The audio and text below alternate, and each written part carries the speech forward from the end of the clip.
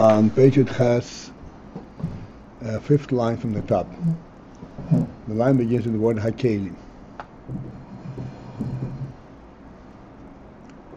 So we have to identify certain subtle points. In general, the distinction between ohrot and hakeilim is quite subtle.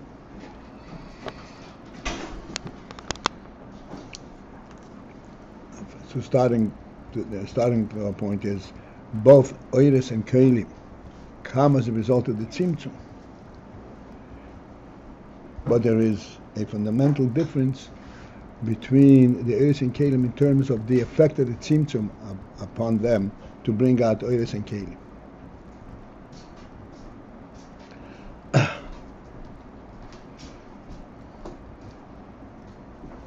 I'll stop for a moment and just I'll come right back. Hakeilim also come from the ohrot, but it comes from the ohrot in different way than the ohrot themselves. Okay, now we go back to getting a little bit of a handle on this.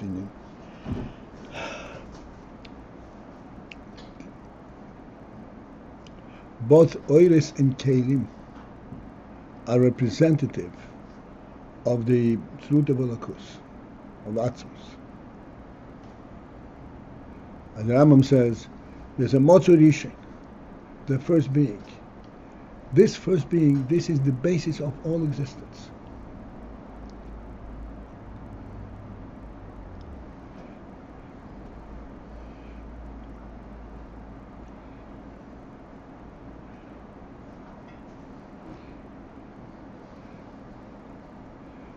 There's a difference, however,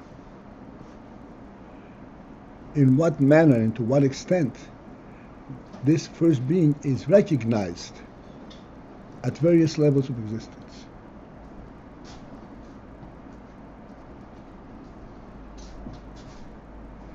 In the ohrot,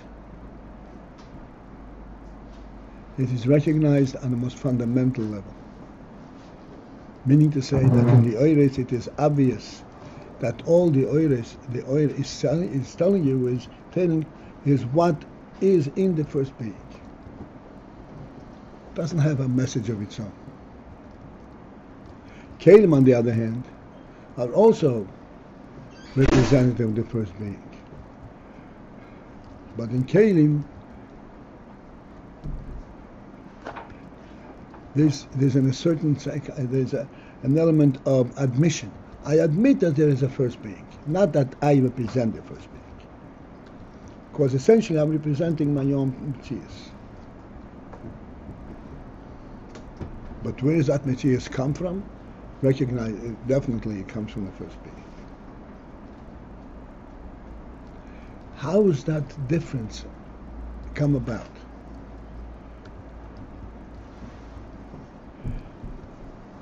Since both the ohrot and the hakeilim go through a tzimtzum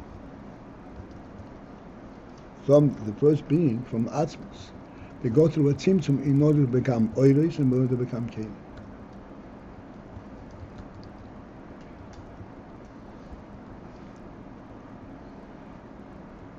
Therefore, we have to recognize, this is where the subtlety is. They both come to the tzimtzum, but the effect of the tzimtzum can be in different ways. The effect of the tzimtzum on the ohrot is not in the same manner as the effect of the tzimtzum on the hakeilim.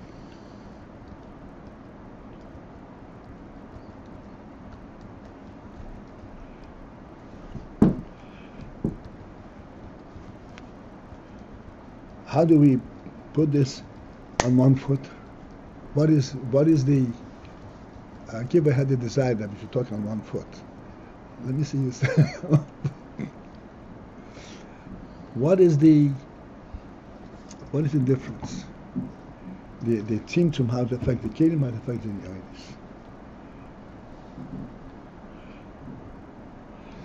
Tzimtzum means contraction, which essentially means that you are hiding something. You're not letting the full brightness to come through. That's a tzimtzum.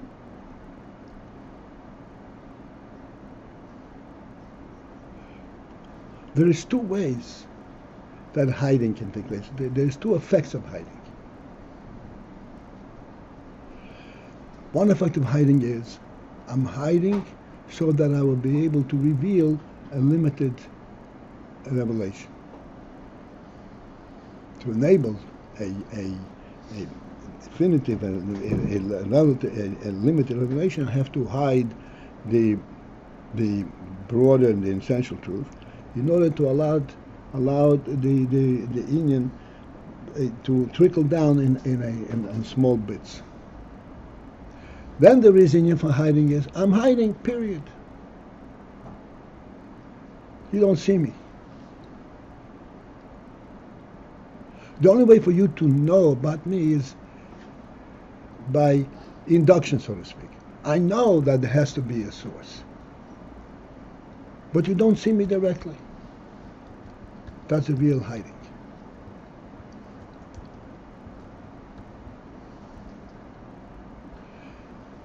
What we're saying here is that this is in fact the difference between the tzimtzum effect on the ohrot and tzimtzum effect on the hakeilim. The tzimtzum effect of the ohrot is that the ohrot go through the tzimtzum and they're limited and they're defined, but they're not representative total hiding. But because hiding, as you said, the Rebbe says, cannot be the source of gilui. Ohrot means gilui. What means gilui? Any place where there is an ohr, it is telling you something about the etzem, about the source. If he's hiding, you cannot know anything about it.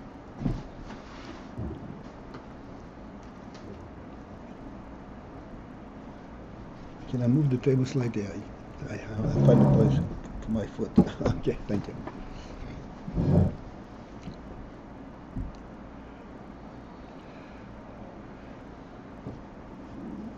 The hakeilim, on the other hand, they are source in this principle of the tzimtzum, of the helam.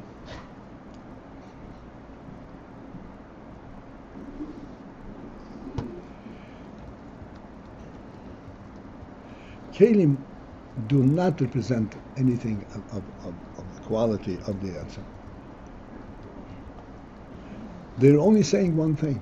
There is such a thing. I said, you know it indirectly. There is that element. Like we had described in our very oversimplified masholim, but they're accurate if you think about it. That hakeilim is, in human terms, hakeilim is one that is present not when you're using it. This is like then the hakeilim is bottled to the ohr. When you're drinking, you have to have a hakeilim, but it's not an entity unto itself. When is a hakeilim? A real hakeilim is a real hakeilim, one that stands in the closet. And they're testing, yes, there is a human being living over here. How do you know? I see that who would use a hakeilim? Who would use a cup? Well, it's an indirect indicator.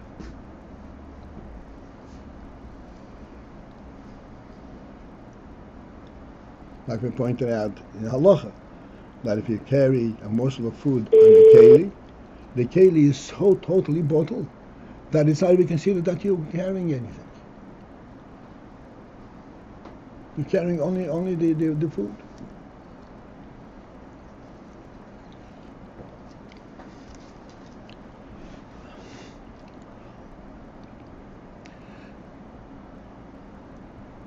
Now, if the hakeilim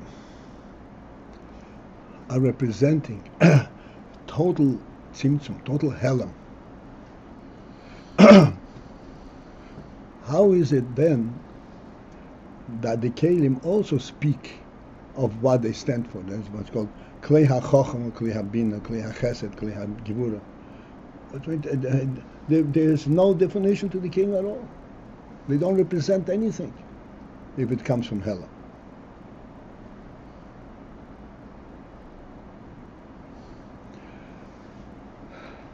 So the explanation to that is that yes, indeed, the hakeilim is the result of tzimtzum of Helen, but I said everything initially comes from the ohr. But the ohr that until from the ohr comes the hakeilim, the ohr is mislabash, what's called in the kudas harashim. The kudas harashim.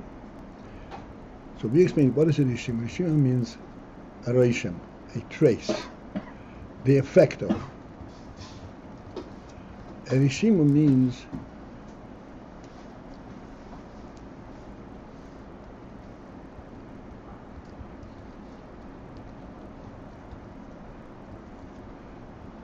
like they do an excavation, especially in Israel, they do excavations. Excavation unearths, uncovers settlements. There is not a real settlement there.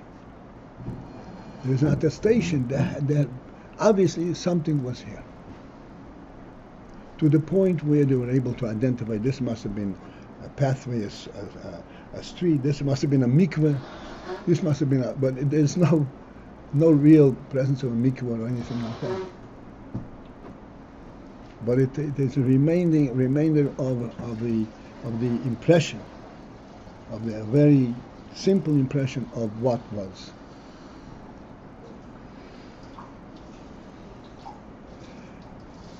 There is no way that a human being can come down and use that mikveh. It's not suitable at all. But there is a reishim of the fact that at one time there was a human dwelling, human residence there.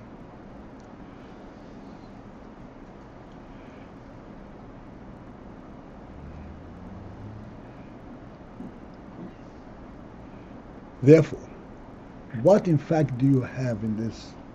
You have something that alludes to a human quality, does not represent it. This is Shima, Keli. The Shima is a Keli in the sense? No, the Shima is not a Keli, but the oil, the mislabish in the Shima, comes from the Shima, then that results in a Keli. The Shima itself, if you look at it, you will see heaps of earth.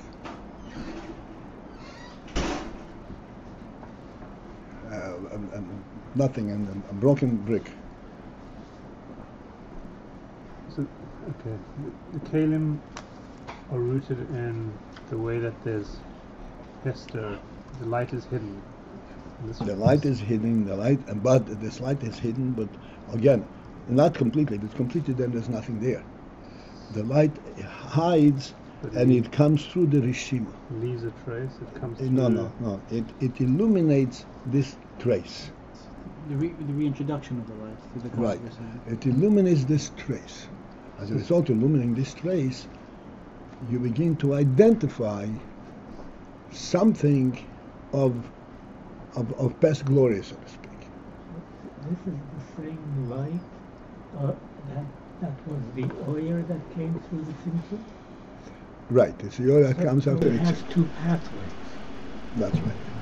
We have two pathways. We have the oil that comes through the tzimtzum, and then there is the two purposes for this oil. One is to reveal oil, and one is to ultimately result in cake.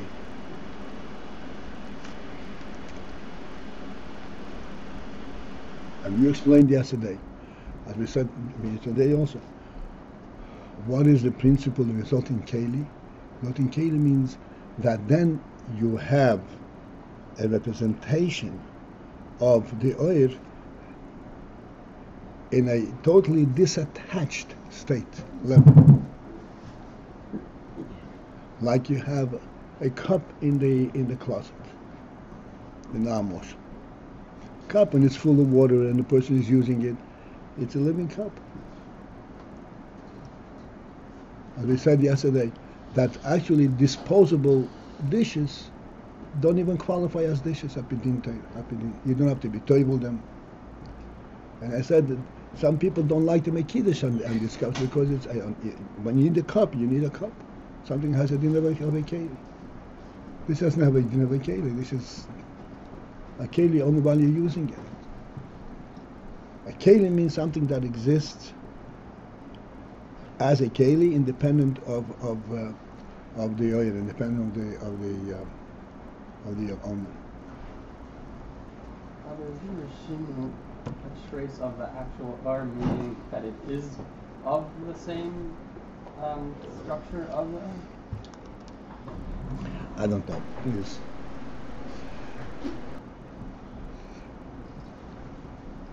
So, this Rishimu, it's called a Reishim. A Rishimu means a trace. And actually, this is a trace of an oil that is higher than the oil comes after the tzimtzum. This is the oil from before the tzimtzum. Is there a remaining trace of the Or Ein Sof? It's a trace of the oil itself.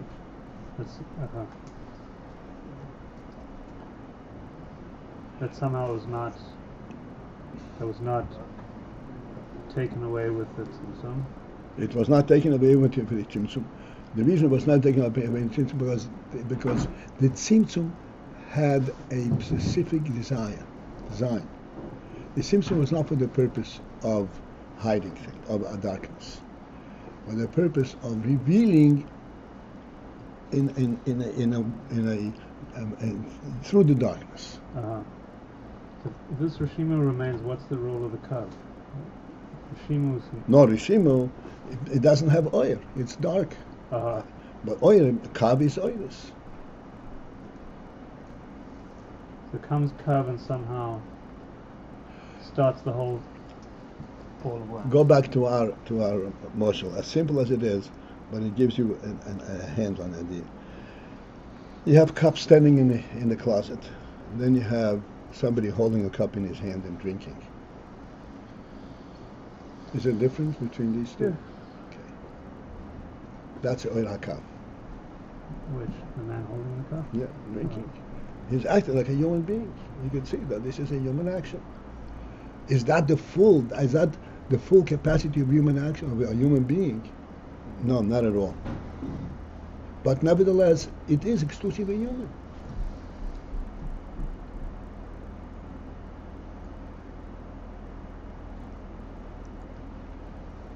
When you say Rishimu is dark, Sorry? when you say Rishimu is dark, Right. does that mean it has more of the etzem, the darkness being the etzem which is dark and unknowable? Well, that's in fact what it is. All it's telling you is, like we say, it said there's a cup in the closet. All it says, it doesn't show you what the human being. It says there is a human being here, or there was a human being here. Not by virtue of his action, by virtue of his reality, his presence. This is, as I said, the oil, the Rishimu actually represents. It's a trace of an oil that's higher than before the tzimtzum. And when you say that the light comes through the Rishimu, that means this aspect is then illuminated. This aspect of darkness is. This aspect is illuminated to the extent that you can recognize, yes, there was a human being here. And therefore the illumination is in very limited fashion. Like you say, you don't have chochmah, you have kli ha-chochmah, kli ha-bin. What is kli ha-chochmah, kli ha-bin? Like, what is kli ha-chesed? Chesed, everybody knows chesed is a feeling of compassion, a feeling of kindness and goodness. What's a kli ha-chesed? The act of chesed. It has a trace of the real chesed.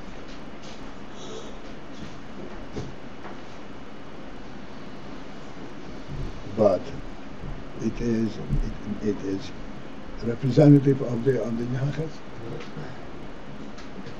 The act of chesed is so far away from oil that you can do the action without even meaning it.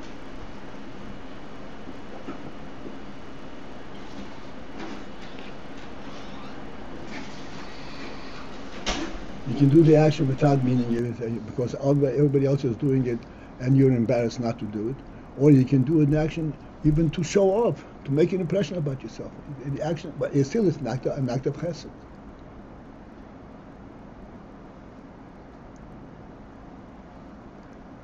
The oyer cannot assume that type of position, representation.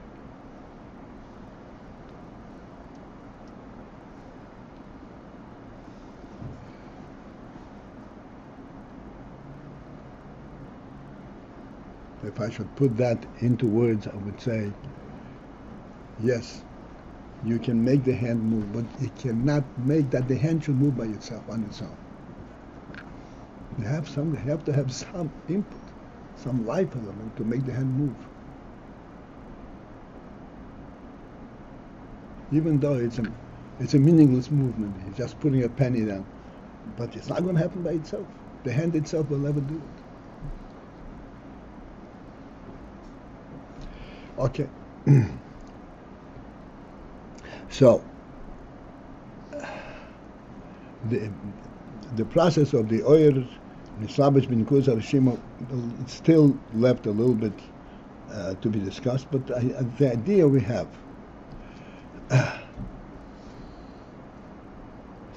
Okay, so we are 5 lines from the top. The line begins hakeilim on page Yud Ches.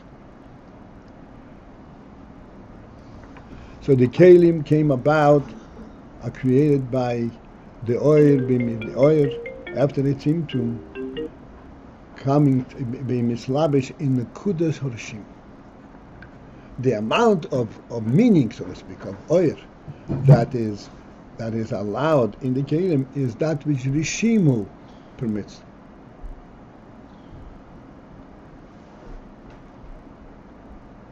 But zayinyan. And this is the principle that is always quoted. Mashem hisabos ho'ir nase hakeilim.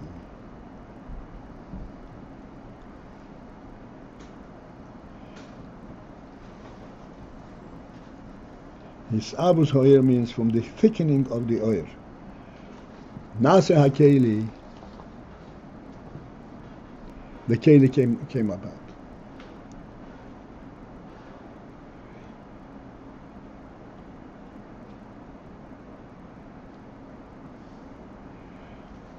In other words, as we said before, everything has to have the oil. Everything comes from the same source. But how much of the source is recognizable? That is a big difference between the oil and the hakeilim.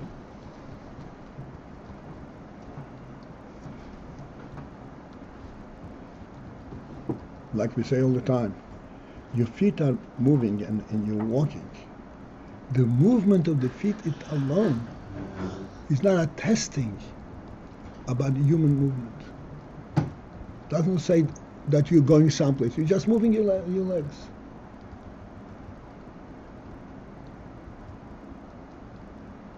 This is completely void of the hiding of the oyer, of the meaning of this movement. Yet, in the case of the world, that is the keili for moving the human being, for accomplishing human tasks.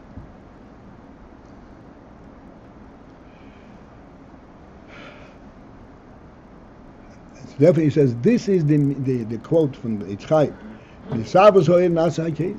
from the thickening of the oil, from lowering of the oil. What does that mean? Hisabus oil. Be'inyan hisabus, the principle of this hisabus, of the thickening, this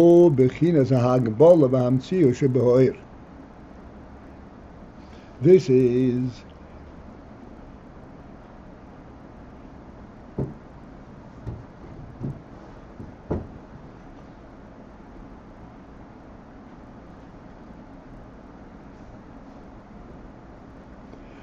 the inner from his avos is bechinas hagbol v'amtzius b'hoyer.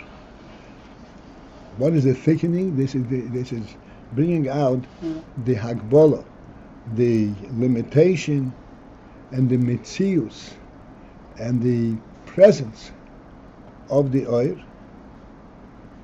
Shebo alidei dover acher, that comes through by the effect of something else. Let us speak for a moment about Mitzius. Since we've gotten to this point, I think we'll understand the word Mitzius a little bit better. Mitzius as in the oil. Mitzius means present. So what's so think about what's the law about it? That we talk about presence all the time. So we explained, like we mentioned before, a keli that is used to carry food, the keli has no mitzius. Its presence is its function and its service to the food. It does not. You don't recognize the presence of the keli because there's a keli. You recognize the presence of the keli by its service to the food, by its functionality, by meaningful functionality. Something that is so movable, is so contracted, so limited, that the only way for you to know that it's there is because it says, I'm here. That's make mitzias. Even though oil is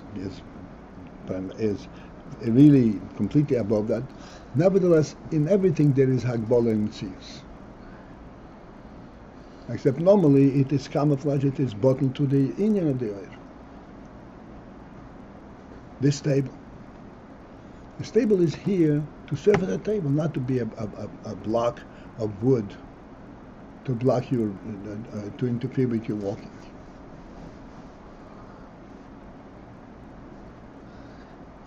We don't even say the table occupies space. The table is serving a human need, a Torah, a shul. But if you think about it,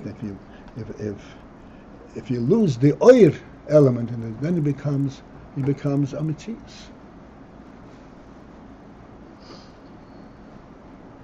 That's if you lose the or element. But here we're talking about mitzias element that is within or itself. That's right. It is also oir. I mean, actually, this is okay, but I'm giving you the handle on it. Right. Okay. If you lose the oil element, the savos oil, the Hagbola, when you so completely define the oil as to be a mitzias of its own, then it's no longer oil, no more pointing to its source. It is expressing its own mitzias. How does this Havas oil and oil coming through the regime relate? How?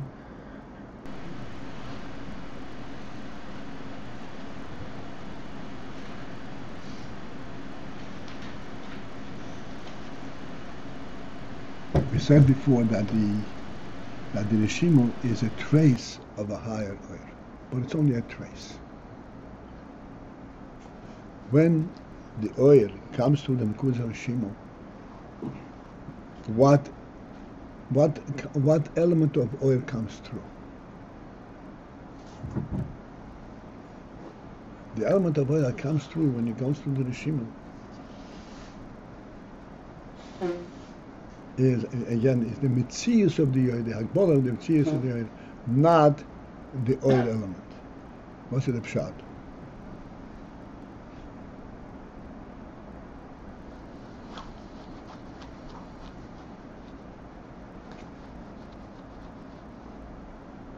Like we said before, when you look at an old excavation, it only tells you, it doesn't even tell you. You project that there must have been some kind of human use over here. It in itself tells you nothing.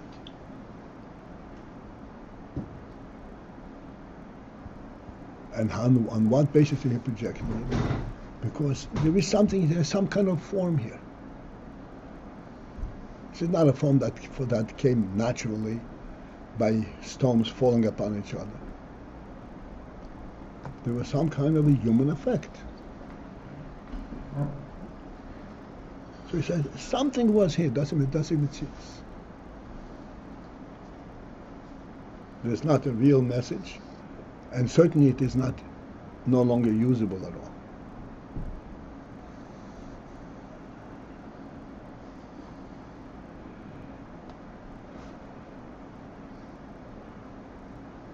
So if there was no oil shining on it, then in fact it would go by as a heap of stone. But when the oil is shining on it, and you begin to discern that there is some kind of a form, so this is what's called hisavos oil. It does not give you a full revelation, a full human value.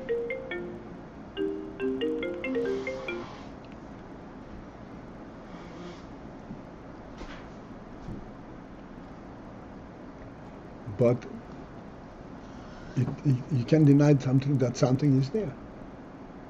That's the Metzius.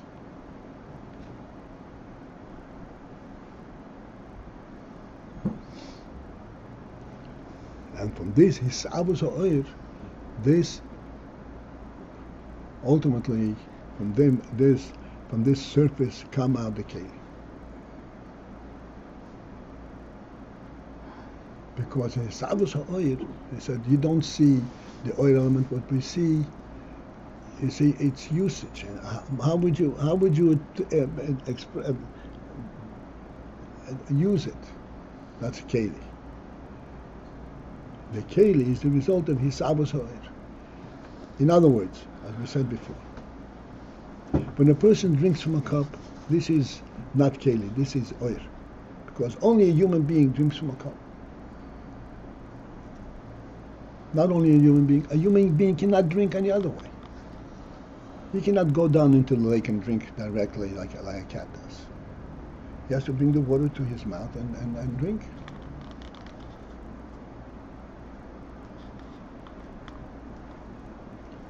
But this is not representative of the real fine quality of the human being. Why does he have to bring the cup to his mouth? As we said before, because a human being cannot descend to the physical world, cannot be subservient to the physicality. He has to stand at his level. He has to be disattached. Anything that he needs has to come to him. Why? Because he represents he represents a godly presence.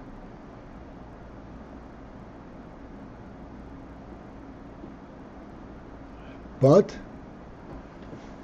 as a result of the fact that he also has to drink, and therefore the water has to be brought to him, here is where the Keli comes into play.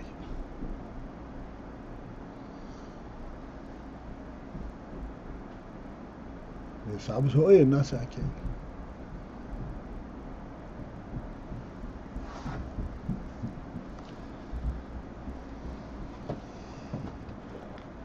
I'm not sure how this with a cup goes on the Nimshal. Namely, that is this thickening of a light that is the result as long of the Hakbala, the Metzius Sheba Ora. Yeah. What would be Metzius that's in real Ora? Or by definition is without Metzius, no? Without Hakbala. No. I said, Oil HaChesed. How the Oil HaChesed ultimately affect Chesed.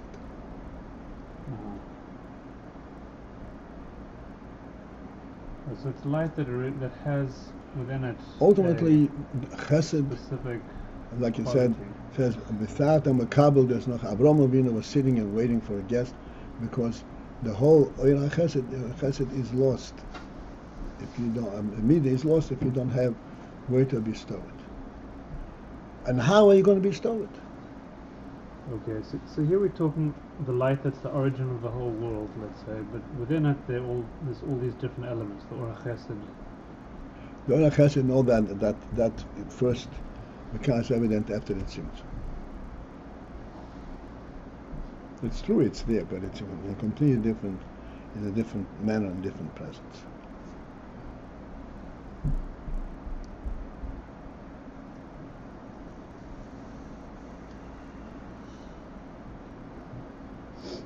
again, I just feel like or is without definition. So you use the example of or chesed, but the general or that brings about this avos ha'olam is of any kind of nature? No, it's Of course, it there's is. no nature, there's no limited definition, but there is. Oh boy, time on me. I'm sorry, I have your side. All right, have a great day. So we'll have to complete tonight. I'm sorry. I have to look at the clock.